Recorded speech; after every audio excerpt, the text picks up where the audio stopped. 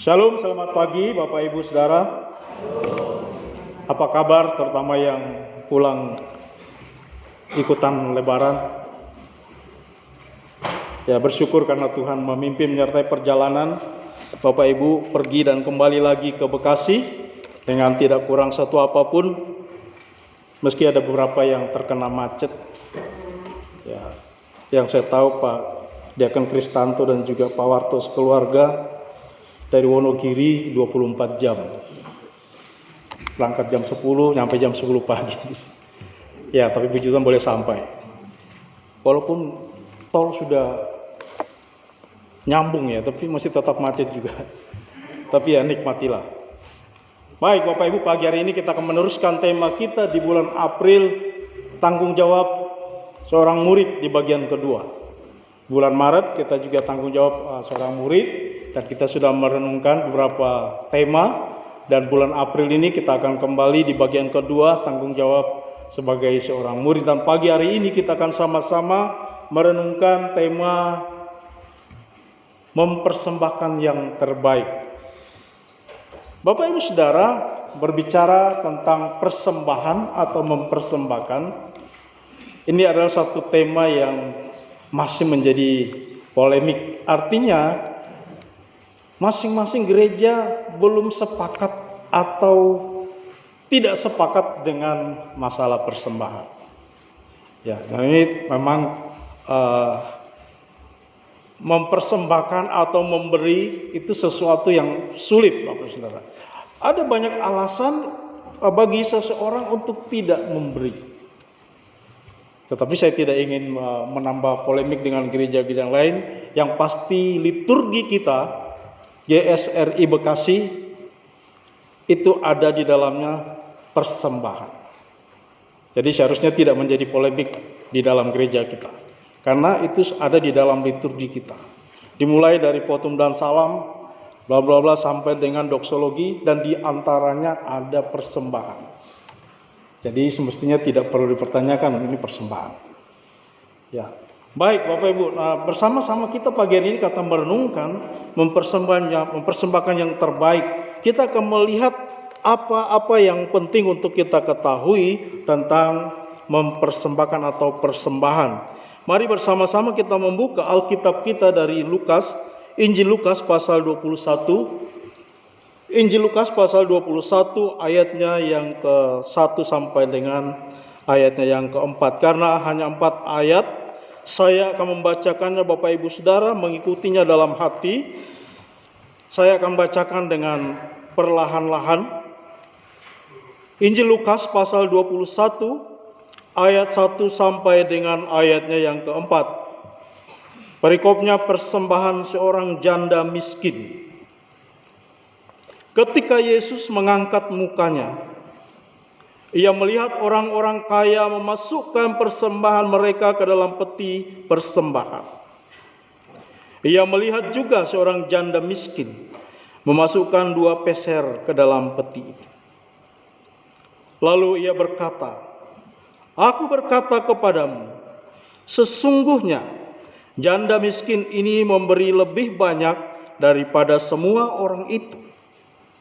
Sebab mereka semua memberi persembahannya dari kelimpahannya, tetapi janda ini memberi dari kekurangannya. Bahkan ia memberi seluruh nafkahnya." Demikian jauh pembacaan firman Tuhan. Mempersembahkan yang terbaik. Kembali muncul pertanyaan, seperti apakah persembahan yang terbaik itu? Atau apakah yang menentukan suatu persembahan menjadi persembahan yang terbaik? Ya. Sebelum kita sampai di sana Bapak Ibu, saya ingin mengajak kita merenungkan beberapa hal dari tema kita. Ya, kita mulai yang pertama. Bapak Ibu, yang pertama yang ingin saya renungkan bersama-sama dengan Bapak Ibu Saudara, yaitu bahwa persembahan tidak selalu soal uang. Ya, meskipun zaman sekarang, zaman now selalu segala sesuatu diukur dengan uang. Tetapi sesungguhnya sejak awal persembahan itu tidak selalu atau tidak melulu soal uang. Nah, persembahan atau mempersembahkan sebenarnya itu adalah satu pola lama, Bapak Saudara. Artinya sudah ada jauh sebelumnya. Jauh sebelum kita zaman gereja. Itu persembahan sudah ada. Sejak zaman perjanjian lama. Bahkan kalau kita membaca Alkitab, itu persembahan sudah dimulai dari sejak zaman Adam. Diteruskan ke zaman Musa, lalu zaman Yesus, lalu sampai ke zaman sekarang gereja-gereja mempersembahkan atau memberi persembahan. Jika kita melihat Bapak Ibu, Kain, kalau kita baca di Kejadian, Kain mempersembahkan hasil tanahnya. Sementara Habel adiknya mempersembahkan hasil ternaknya. Jadi Kain dan Habel sudah melakukan persembahan. Anggaplah itu di zaman kuno gitu. Ya. Nah, pertanyaannya, dari mana Kain dan Habel tahu kalau soal persembahan? Dari mana kedua anak ini tahu memberikan persembahan? Tentu saja dari orang tuanya kan. Itu berarti Adam dan Hawa sudah mengenal yang namanya persembahan atau mempersembahkan. Jadi ketika seseorang menyembah itu ada persembahan. Jadi Kain dan Habel pasti belajar dari orang tuanya.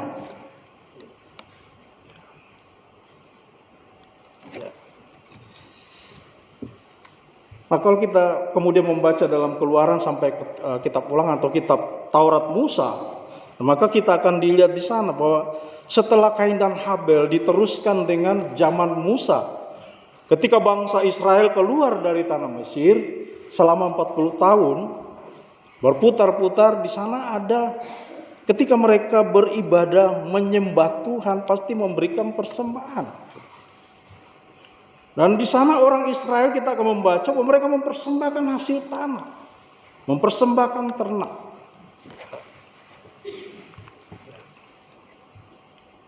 Jadi kalau kita mau berhitung Bapak Ibu Saudara, dari zaman Musa ke zaman Yesus itu kurang lebih 3.500 tahun jaraknya. Makanya tadi saya bilang persembahan itu sebenarnya pola lama yang sudah ada sebelumnya. Zaman Musa ke zaman Yesus itu 3.500 tahun kurang lebih. Kalau kita mundur lagi dari zaman Adam ke zaman Yesus itu kurang lebih 4.000 tahun. 4.004 lah kalau hitungan Alkitab. Tadi Alkitab setiap 2.000 tahun itu selalu ada perubahan. Jadi zaman Adam ke zaman Yesus itu 4.000 tahun. Itu sudah dilakukan persembahan. Dan dari zaman Adam ke zaman kita, zaman gereja, berarti kurang lebih 6.000 tahun. Jadi persembahan atau memberikan persembahan itu sudah ada, sudah lebih dari 6.000 tahun. Jadi semestinya bukan lagi menjadi polemik. Yang membuat jadi polemik adalah tujuan dari persembahan itu membuat gereja-gereja, saya tidak ingin menghakimi gereja, tetapi yang membuat menjadi polemik soal persembahan itu adalah tujuan persembahan itu dan kemana persembahan itu dialamatkan. Itu yang membuat beberapa gereja berkontra, ya, atau tidak sependapat. Tetapi biarlah mereka, kita tidak perlu ikutlah. Jadi Bapak Ibu mempersembahkan atau persembahan itu sudah ada sejak lama sampai hari ini. Ya.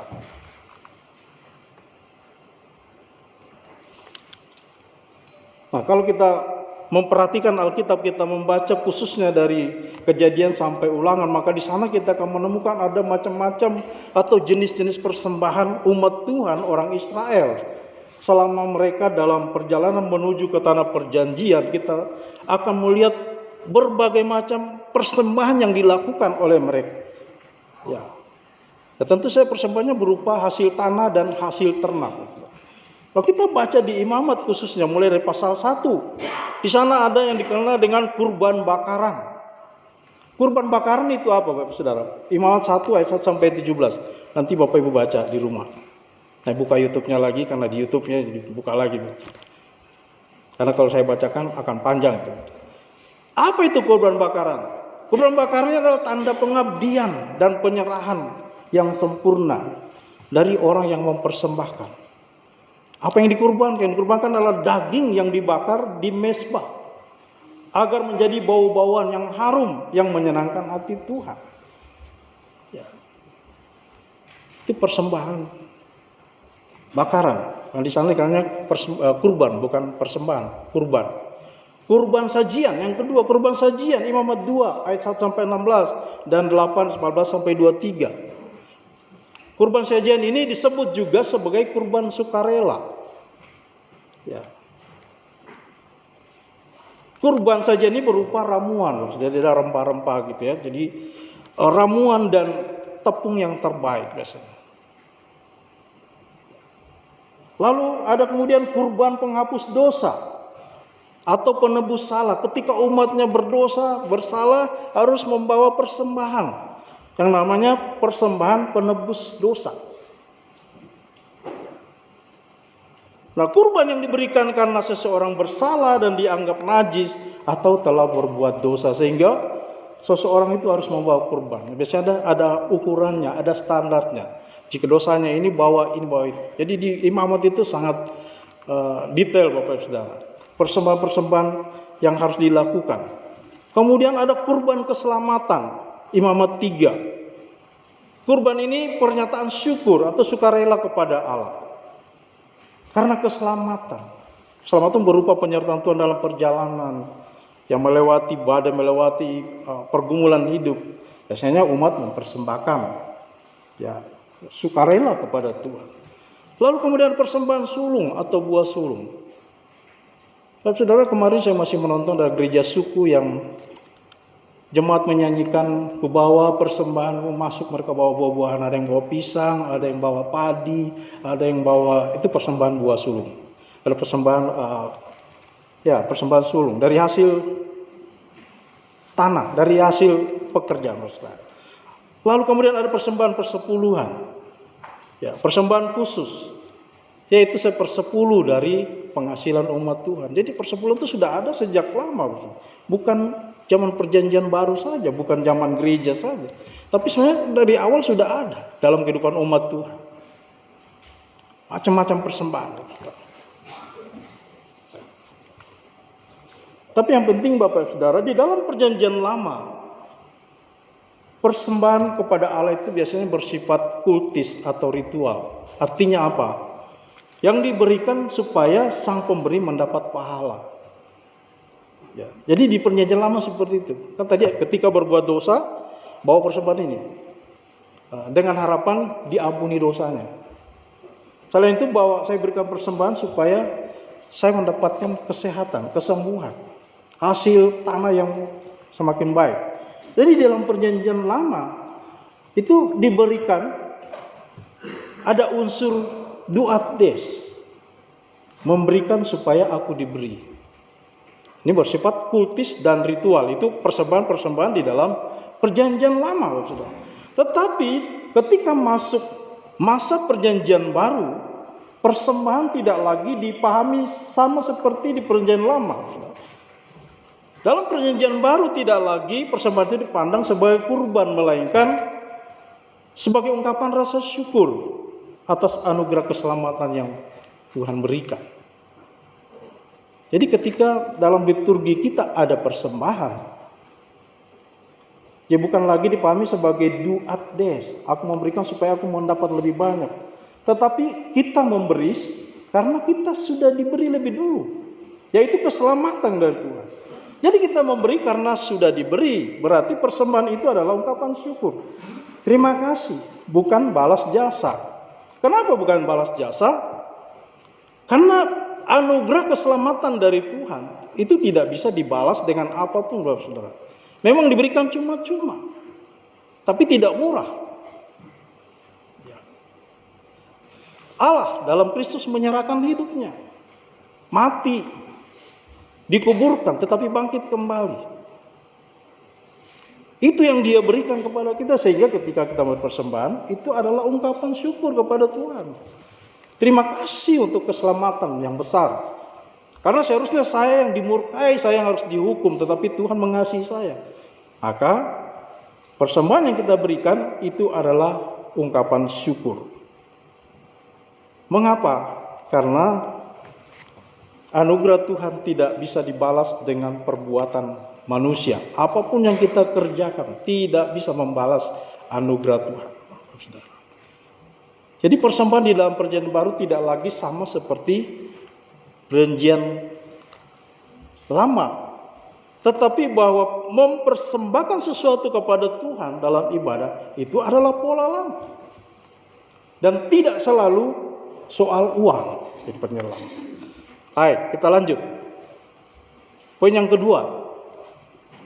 Ini saya katakan bahwa ketika mempersembahkan, Tuhan memperhatikan. Coba perhatikan bacaan kita Bapak Ibu. Dikatakan bahwa Yesus berdiri dan menghadap orang-orang yang memberi persembahan.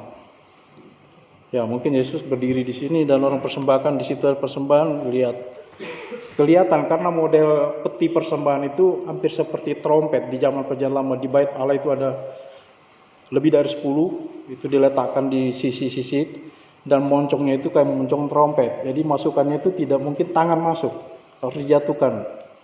Dan Yesus tahu persis berapa yang dimasukkan, siapa yang memasukkan. Dr. Lukas menulis bahwa Tuhan Yesus memperhatikan orang-orang yang sedang memasukkan persembahan mereka ke dalam peti. Bapak Ibu Saudara, tadi dalam doa saya katakan bahwa tidak ada satu hal, bahkan hal yang terkecil pun yang tidak luput dari perhatian Tuhan. Artinya Tuhan memperhatikan hidup kita. Apa yang kita lakukan, apa yang kita kerjakan, Tuhan perhatikan. Apalagi saat kita duduk di dalam rumah ibadah ini kita beribadah. Tuhan memperhatikan.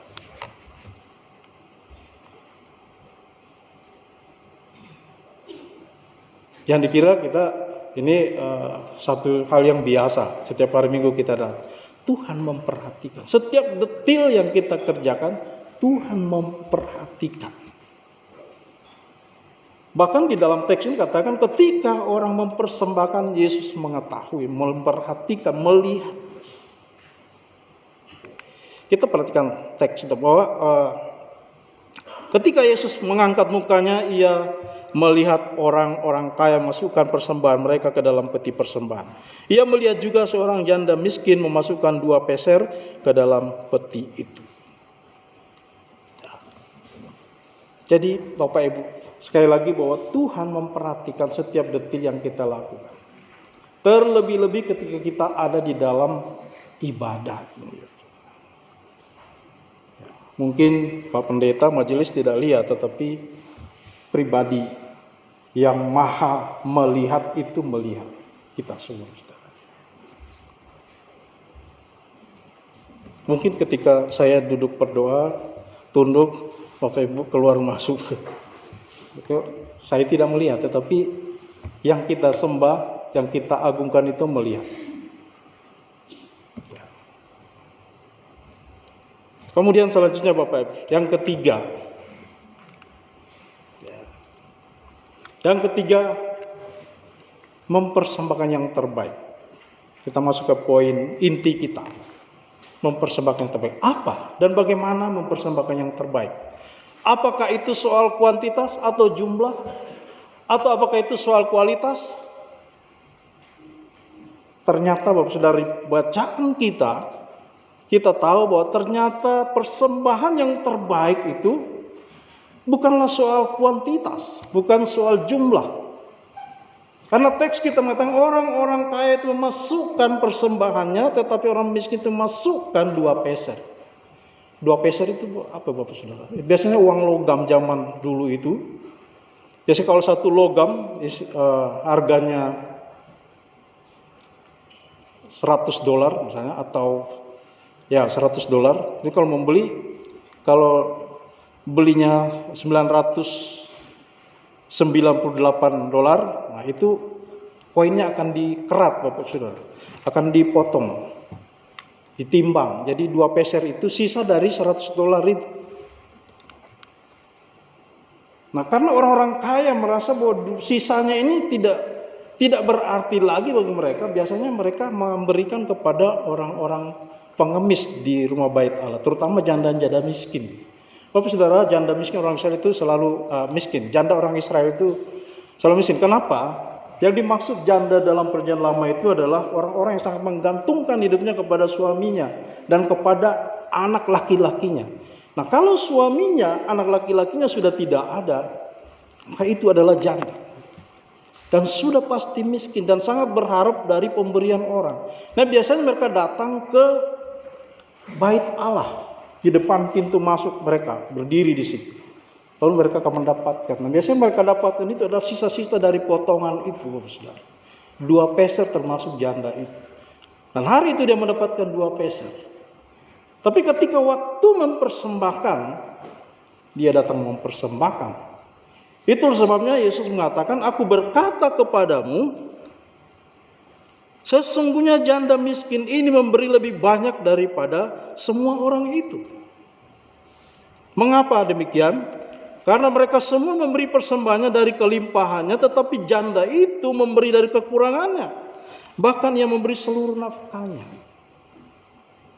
Jadi jelas di sini Bapak Saudara, kualitas persembahan yang terbaik bukan adalah soal jumlah, tetapi kuantitas. Nah, yang membuat persembahan menjadi sebuah kualitas yang berkenan kepada Tuhan itu apa?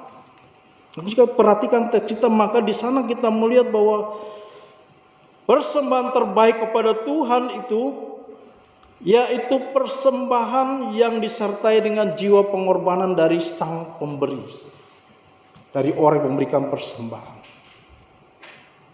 Jadi tidak tergantung Bapak Saudara, berapa banyak pun yang saudara persembahkan, kalau tidak disertai dengan jiwa pengorbanan atau ada unsur pengorbanan di dalamnya, itu bukanlah persembahan yang terbaik. Meskipun saudara memberikan hanya sedikit tetapi disertai dengan jiwa pengorbanan, maka itulah persembahan yang terbaik. Janda itu mempersembahkan 2 peser, tetapi Yesus katakan janda itu memberi lebih banyak daripada orang-orang lain. Di sini kita melihat hitung-hitungan matematikanya Tuhan berbeda dengan kita, Bapak Saudara. Oh, kita mungkin bangga memberikan banyak, tapi kalau kita katakan itu karena kita memberi dari kelimpahan kita. Kita memberi 500, 5 juta pun itu hanyalah kelebihan dari yang kita punya. Tetapi janda miskin dikatakan bahkan memberi seluruh nafkahnya. Nah, kalau dia butuhkan hari itu 2 peser, tetapi persembahkan semuanya, itu artinya seluruh hidupnya dia berikan. Mau apa lagi, hari itu sudah nggak ada, sudah dipersembahkan. Itu artinya berkorban, sudah memiliki jiwa pengorbanan. Dan menarik karena bagian ini ditempatkan di bagian sebelum khotbah Yesus tentang akhir zaman, tentang nanti peristiwa Yesus ditangkap lalu disalib lalu dikuburkan. Jadi peristiwa ini memberikan semangat untuk memiliki jiwa pengorbanan.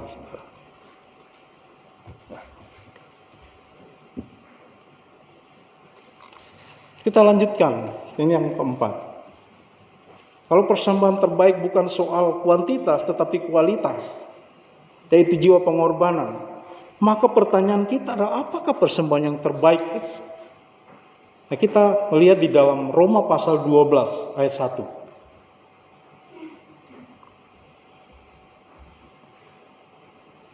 Saya mau suruh baca tapi sudah ada ditulis di atas ini. Ya. Rasul Paulus mengatakan, demi kemurahan Allah aku menasihatkan kamu supaya kamu mempersembahkan tubuhmu sebagai persembahan yang hidup, yang kudus, dan yang berkenan kepada Allah. Itu adalah ibadahmu yang sejati. Jadi pertanyaan kita, apakah persembahan yang terbaik? Rasul Paulus sama menyadari persembahan yang terbaik adalah mempersembahkan hidup. Ini juga pola lama Bapak Saudara. Orang-orang Israel atau umat Allah mempersembahkan tubuh kepada Tuhan, tapi tubuh binatang. Biasanya tubuh itu dibakar hangus, atau ada juga persembahan yang sebagian dimakan oleh yang mempersembahkan, itu aturannya. Tetapi banyak kali mereka mempersembahkan tubuh binatang. Nah, di sini Rasul Paulus memberikan satu Anjuran kepada orang percaya, orang-orang Kristen, orang-orang percaya masa kini, bahwa persembahan yang terbaik pada Tuhan adalah persembahkan diri, saudara. Persembahkan diri. Diri kita ini seutuhnya, dari ujung rambut sampai ujung kaki, itulah diri kita. Persembahan Tuhan.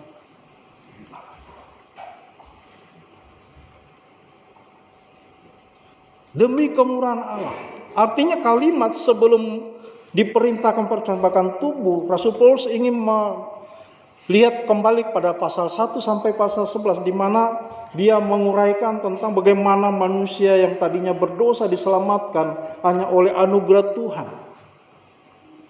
Tidak ada kualifikasi bagi seseorang untuk diselamatkan, hanya oleh anugerah. Karena itu Rasul Paulus katakan demi kemurahan Allah.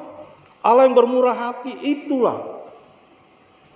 Dan kemurahannya itu adalah dengan menyelamatkan kita melalui pengorbanan anaknya Yesus Kristus. Maka dikatakan persembahkanlah hidupmu, persembahkanlah dirimu. Persembahan yang hidup itu seperti apa, saudara? Diri kita. Persembahan yang hidup, bukan tubuh yang mati baru persembahkan. Jadi selama kita masih hidup, itulah waktu yang tepat untuk menjadi persembahan bagi Tuhan yang terbaik. Jangan tunggu sakit-sakitan dulu. Jangan tunggu sudah tidak dapat berbuat apa-apa dulu baru aku ingin melayani Tuhan. Aku rindu mau melayani Tuhan. Selagi masih kuat, masih gagah perkasa, masih cantik, layani Tuhan. Jangan tunggu sakit. Itulah persembahan yang hidup, yang kudus. Yang kudus artinya dikhususkan. Artinya itu persembahan disiapkan, Bapak Saudara. Yang kita bicara soal kolekte dari rumah, itu persembahan harus disiapkan, mulai dari disiapkan, Bapak Saudara. Bukan di sini baru terasa kusuk. Jadi itu nggak disiapkan. Nanti salah tarik kunci motor yang masuk ke situ. Jadi maksudnya dari rumah itu sudah disiapkan, disisihkan. Itu persembahan yang khusus, dikuduskan. Belum lagi kita bicara soal persepuluhan. Persepuluhan terima gaji 10 juta, langsung keluarkan 1 juta. Itu namanya dikhususkan, disiapkan. Terima 50 juta, langsung ambil 5 juta, taruh di amplop, persepuluhan. Itu dikhususkan. Jadi disiapkan benar-benar, Bapak Saudara. Mau beribadah hari Minggu, bukan hanya soal uang sekali lagi. Batang ibadah, waktu disiapkan, Bapak. Jangan waktu pas saya datang waktu khotbah saja. Sekali lagi Bapak Ibu, liturgi kita mulai dari votum dan salam. Jadi seharusnya kita sudah ada di gereja sebelum votum dan salam. Kalau diakhiri dengan doksologi, pemuliaan pada Tuhan yang kita sembah. Jadi jangan tinggalkan gereja dulu sebelum doksologi. Itu namanya dikhususkan, dikuduskan.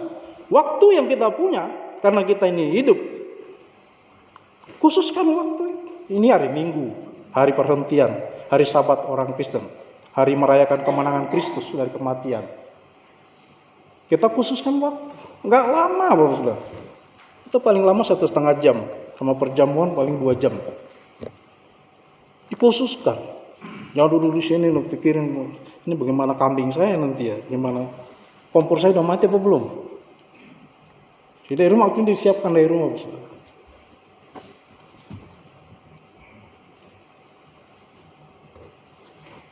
Ya jujur saya gelisah kalau hari Minggu, Bapak Saudara. Saya jam 6 itu sudah mandi biasanya. Tapi pengikut saya muter. Kalau di mobil ini, tin, belum juga keluar. Tin. Nah. Gelisah, Bapak Saudara. Kan kita kalau datang ke sini langsung menghadap Tuhan, kita mesti ada persiapan masa tenang sedikit supaya. Jadi ini sekali lagi perlu dikhususkan, dipersiapkan. Itu namanya persembahan yang kudus. Kemudian yang berkenan. Berkenan itu apa? Berkenan itu adalah menyenangkan hati Tuhan, memuaskan. Jadi setiap persembahan yang kita berikan, semestinya itu ada persembahan yang menyenangkan hati Tuhan.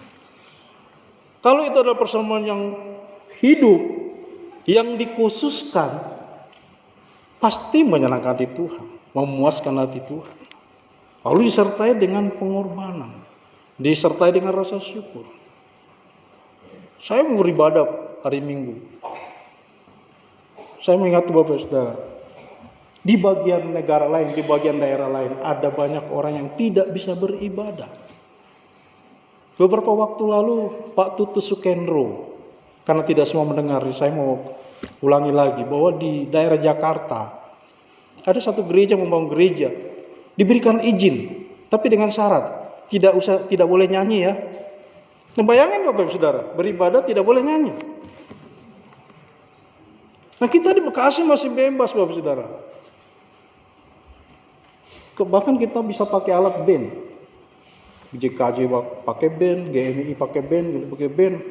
Wah, ini telinga kalau ya, tapi kita masih diberi kebebasan di tempat lain, bahkan tidak jauh dari daerah kita di Jakarta satu tempat. Bapak Ibu boleh bangun gereja, tapi ketika ibadah jangan bernyanyi ya. Bagaimana gereja yang tidak bernyanyi? Gereja itu selalu menyanyi, liturgi itu selalu ada nyanyian, doa nyanyian. Jadi bersyukurlah kita kalau kita masih bebas memuji Tuhan. Tapi kebebasan itu jangan wah kita masih ya minggu depan sajalah. Ya itu kalau Bapak Ibu masih nyampe minggu depan. Jadi persembahan dikhususkan, saudara. Sekali lagi bukan hanya soal uang. Tapi ketika bicara soal uang, Bapak Ibu juga harus mempersiapkannya. Ya, tolonglah ketika kita mempersembahkan, ya kita di sini kan bicara soal uang, kolektor. Kalau namanya persembahan dipersiapkan itu, ya benar-benar dipersiapkan. Kualitasnya seperti apa? Ya, istri saya selalu ngomel kalau dia dapat tukaran uang yang lecek. Udah lecek itu diginiin lagi kan. Aduh, betapa bukan saudara. Istri saya bilang, gimana sih mempersembahkan begini? Karena istri saya kalau mau memberikan, misalnya ada uang diberikan kepada seseorang, dia bilang tolong tukar yang bagus. Saya yang pusing kalau cari yang bagus. Dapat di mana? Ambil di ATM lagi lecek juga, ambil pindah ke ATM lain masih lecek juga. Jadi dia nggak mau kalau ngasihin orang itu yang lecek, maunya yang masih mulus. Tapi kan susah nyarinya. Artinya Bapak Saudara, Tuhan pun sama sebenarnya ingin mendapatkan yang terbaik dari umat.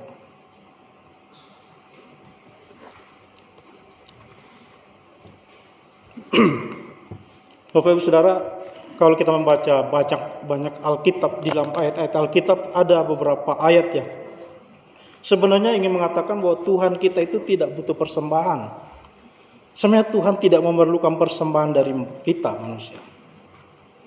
Ya misalnya di dalam Mazmur, engkau tidak berkenan kepada korban sembelihan dan korban sajian, tapi engkau telah membuka telinga, itu kata pemazmur ya. Kemudian di ayat lain dikatakan dalam Yeremia 6 ayat 20, aku tidak berkenan kepada korban-korban bakaranmu dan korban-korban sembelihanmu, tidak menyenangkan hatiku. Lalu ayat Amos pasal 5 ayat 22, sungguh apabila kamu mempersembahkan kepadaku korban-korban bakaran dan korban-korban sajianmu, aku tidak suka. Dan korban keselamatan berupa ternak yang tambun, aku tidak mau pandang. Ya. Ayub 41 ayat 2, siapa yang menghadap aku yang kubiarkan tetap hidup, tetap selamat? Apa yang ada di seluruh kolong langit adalah kepunyaanku. Dan banyak ayat lain yang sebenarnya Tuhan tidak membutuhkan, karena Tuhan adalah pemilik semuanya. Bahkan hidup kita ini adalah milik Tuhan. Tetapi sebenarnya ayat-ayat ini ingin menunjukkan bahwa Allah tidak berkenan kepada persembahan yang tidak sesuai dengan kehendaknya. Dan Allah lebih menghargai ibadah, pujian yang dilakukan dengan hati yang tulus dan setia kepada. Sekali lagi, ini soal hati. Memberikan persembahan dengan hati yang bersyukur, hati yang sukacita, hati yang sukarela. Itulah sebabnya dalam ayat pembimbing tadi juga dibacakan. Ini Ayub 41. 2 Korintus 9 ayat 8.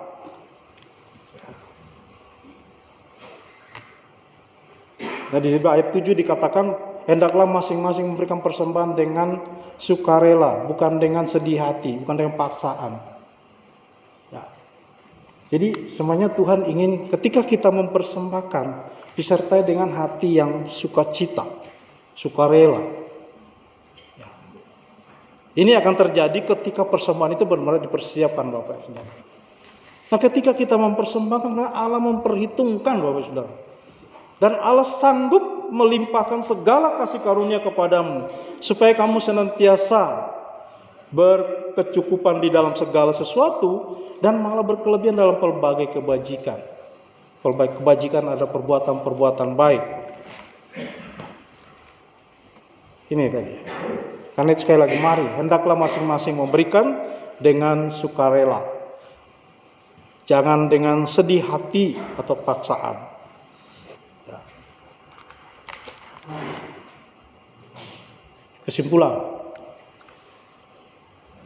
Kesimpulannya Bapak Saudara, berbicara tentang persembahan atau memberikan persembahan atau mempersembahkan, jumlah memang tidak selalu mencerminkan hati yang bersyukur. Ya. Artinya belum tentu seseorang mempersembahkan dalam jumlah yang banyak, dalam nominal yang besar, itu belum tentu mewakili hati yang bersyukur. Itu bisa saja karena kita ini sudah hidup dalam dosa, bisa saja itu diikuti dengan kesombongan hati atau dengan